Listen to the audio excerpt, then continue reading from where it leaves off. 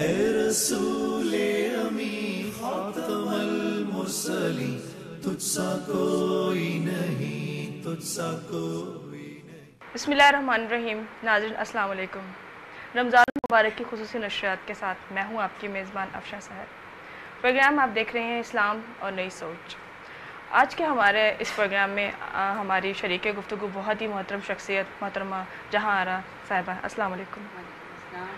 اور ہماری نوجوان نسل کی جو نمائندگی کر رہے ہیں وہ ہمارے اس وقت اسٹوڈیو میں موجود ہیں، رمیز علی اور نعمان، السلام علیکم۔ ناظرین، جیسے کہ ہم جانتے ہیں رمضان المبارک کا بابرکت مہینہ شروع ہو چکا ہے اور اسی حوالے سے ہم نے موضوع اور عنوان پہ ہم گفتگو بھی کرتے ہیں۔ آج کا ہمارا موضوع ہے اسلام میں حب الوطنی کی اہمیت، اور محترمہ سے ہم پہلا سوال یہ کریں گے کہ اسلام میں حب الوطنی کی کیا اہمیت ہے، اس پر روشنی ڈالیے گا۔ بسم اللہ الرحمن الرحیم۔ سوال آپ کا بہت زبردست ہے، اور آج کی جو صورتحال ہمارے ملک میں اس حوالے سے بھی کہ اللہ تبارک و تعالیٰ کی بہت بڑی جو دین ہے، بہت بڑا عطیہ ہے، وہ ایک ملک ہے، اور وہ سرزمین کے جس میں آزادی کے ساتھ سانس لے رہے ہیں ہم۔ اب اس کی ہمیں کتنی قدر کرنی چاہیے یہ تو میں سمجھتی ہوں کہ شاید میں نہیں بتا سکتی، لیکن ہمیں اپنی جان سے بڑھ کر اس کی قدر کرنی چاہیے۔ اور دیکھیے ہمارا جو ملک ہے پاکستان، یہ تو اللہ تعالیٰ نے ہمیں 27ویں شب کو عطا فرمایا رمضان المبارک کی وہ بابرکت رات میں، جس سے اس ملک کی اہمیت کا بھی ہمیں اندازہ ہوتا ہے کہ اس ملک کی ہمیں کتنی قدر کرنی چاہیے۔ واقعتاً اللہ کا بہت بڑا انعام ہے۔ اب دیکھیے کہ جب اسلام کے اندر آپ دیکھیے سنتے ہیں غزوہ بدر ہے، غزوہ احد ہے، غزوہ خندق ہے، یہ جو سارے غزوات ہیں یہ اسلام کے دفاع کے لیے ہوئے اور اس سرزمین کے دفاع کے لیے ہوئے جس میں اسلام اس وقت جو ہے وہ اسلامی مملکت تھی، اسلامی سلطنت تھی۔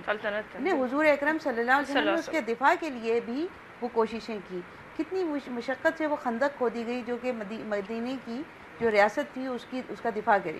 اسی طرح حضور اکرم صلی اللہ علیہ وسلم جب مکے سے ہجرت فرمانے لگے تو آپ نے خانہ کعبہ کی طرف ایک پہاڑ پہ آپ کھڑے ہوئے اور رخ فرمایا، اور خانہ کعبہ سے مخاطب ہو کے، اس شہر مکہ سے مخاطب ہو کے فرمایا کہ اے مکہ، میں تیرے پاس سے نہیں جانا چاہتا، لیکن یہ تیرے بیٹے جو ہیں مجھے یہاں نہیں رہنے دیتے۔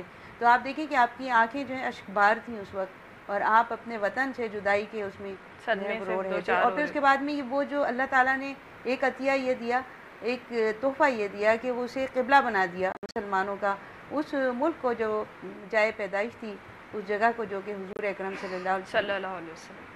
بے شک آپ نے بڑے اچھے سے جواب دیا۔ حب الوطنی یعنی کہ اپنے وطن سے محبت، اپنی آزادی کی قدر کرنی چاہیے۔ ایک ملک ہمیں بہت کچھ دیتا ہے، ہمیں یہ سوچنا ہے کہ ہم اپنے ملک کو کیا دے رہے ہیں۔ نعمان صاحب آپ کو سوال کرنا چاہیں گے؟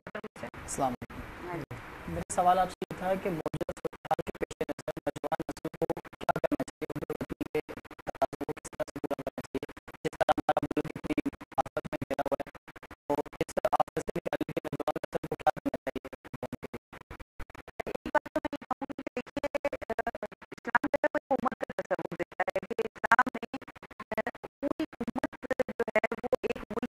حیثیت رکھتی ہے، لیکن وہ بھی جگہ کے جہاں ہم رہ رہے ہیں، جیسے ہمارا ملک ہے پاکستان، ہم اس میں اس وقت جس صورتحال سے دوچار ہیں، تو اس میں میں سمجھتی ہوں پریورٹی بیسس پر اگر آپ ترجیح بنیادوں پر دیکھیں تو ہمیں یونٹی کی شدید ضرورت ہے کہ جی اگر ہم یونائٹڈ نہیں ہیں، اگر ہم ایک نہیں ہیں اور اسلام کی بنیاد پہ ایک نہیں ہیں، یعنی ہم مسلمان ہیں تو ہمیں کس بنیاد پر ایک ہونا ہے؟ ہم اسلام کی بنیاد پر ایک ہونا ہے۔ تو اس کو ترجیح بنیاد پر یعنی اس معاملے کو ہمیں سامنے اپنے رکھنا ہوگا اور کوشش کرنی ہوگی مسلمان نوجوان جو ہیں ہمارے اس کوشش میں یعنی شامل ہوں۔ اس لحاظ سے جہاں جہاں ہمارے جو وطن کے لوگ ہیں وہ جس صورتحال سے دوچار ہیں اس وقت، اس میں بلا تخصیص جو ہے سب کی خدمت کی جائے، تو اس سے یونٹی جو ہے وہ آپ دیکھیں کہ سامنے آئے گی یقیناً۔ بے شک محترمہ، جیسے آپ نے جواب دیا کہ ذمہ دار ہونا چاہیے، ہر شہری کو اپنے فرائض انجام دینے چاہیے، نوجوان نسل کا یہ کردار ہونا چاہیے۔ رمی صاحب، آپ کوئی سوال آپ کے ذہن میں کوئی؟ جی السلام علیکم۔ میرا سوال آپ سے یہ ہے کہ آج کا جیسا کہ اسلام ہمیں زندگی کے ہر معاملے میں تعلیمات دیتا ہے مختلف، تو اسلام کی ایک اچھے شہری بننے کے لیے کیا تعلیمات، ایک اچھے شہری بن؟ بہت خوبصورت سوال، بہت ہی سمجھنے والی بات ہے۔ دیکھیں اسلام واقعتاً جو اسلامی تعلیمات ہیں وہ اچھا شہری بنانے کے لیے ہیں۔ اسلام میں دیکھیے پڑوسی کی جو اہمیت ہے وہ کیا ہے کہ حضور اکرم صلی اللہ علیہ وسلم نے فرمایا کہ ایک مرتبہ حضرت جبریل علیہ السلام میرے پاس آئے اور مجھے پڑوسی کے حقوق کی اتنی تاکید کی کہ میں سمجھنے لگا کہ اب یہ اسے وراثت میں بھی شامل کر دیں گے. چنانچہ جب ہم آپس میں ایک دوسرے کے ساتھ بحیثیت پڑوسی مل کر رہتے ہیں تو پھر ایک اچھا معاشرہ جو ہے وہ تشکیل پاتا ہے. تو سب سے پہلی بات تو یہی کہ اچھا شہری بننے کے لیے ایک اچھا پڑوسی ہمیں بننا چاہیے. اس کے بعد یہ کہ دیکھیے حقوق اور فرائض کا تعین کرنا چاہیے. ہم یہ سمجھتے ہیں کہ ہمیں حقوق کیوں نہیں مل رہے ہیں. بات یہ کہ ہم نے اپنے فرائض ادا کیے تو ہمیں فرائض کی ادائیگی کی طرف دھیان دینا چاہیے. سب سے پہلی بات اگر ہم اپنے فرائض ادا کریں گے تو وہ دوسرے کے حقوق جب ہم دوسرے کے حقوق دیں گے تو از خود ہمیں اپنے حقوق مل جائیں گے. تو اہم بات یہ ہے کہ ہمیں ایک دوسرے کے حقوق و فرائض کا احترام کرنا چاہیے اور اس کی ادائیگی کی فکر کرنی چاہیے. جی محترمہ، جیسے آپ بتا رہی تھیں کہ اچھے شہری ہونے کے لیے یا حب الوطنی ہونے کے لیے اچھے پڑوسیوں کے ساتھ تعلقات ہونا، اسی طرح تعلیم کے دوران جیسے اسٹوڈنٹس وغیرہ ہوتے ہیں تو اس میں ان کا کیا کردار ہونا چاہیے؟ آیا آپ سمجھتی ہیں کہ ایک اچھا شہری بننے کے لیے اچھا پڑوسی اور اچھی تعلیم حاصل کرنا ضروری ہے تاکہ ہم ایک دوسرے کو سمجھ سکیں؟